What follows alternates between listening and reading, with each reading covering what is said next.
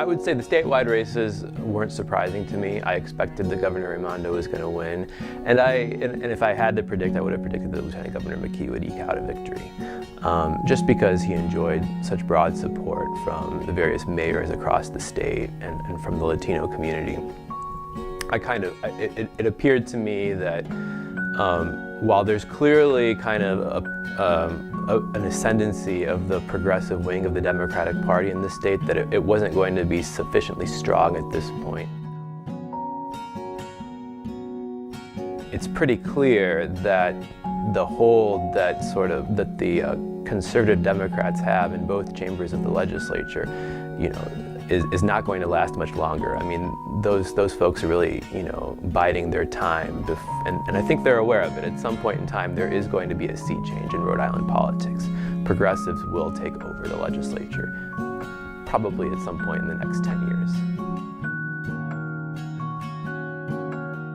It's a complicated question because, at least in the House, it appears that so much of the power is concentrated around Speaker Mattiello, and it's not clear that he's going to be around next year. I mean, he has to survive a very tough re-election race.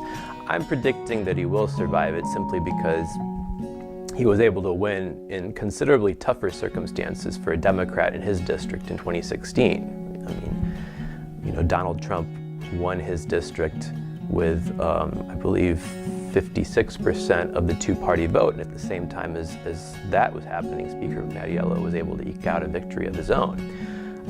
So if he was able to survive that kind of national political environment, he should be able to survive a political environment that is much more favorable to Democrats this year. Having said that, one never knows, how these kinds of local races are going to play out. And I suppose it's possible that, dissatisfaction with him in his district is going to be such that even in a much more Democratic year that he will lose. And of course, if he loses, then I think we will see this kind of growing war between the progressives and the conservatives within the Democratic Party really spill out into the open in a way that it has not in previous years.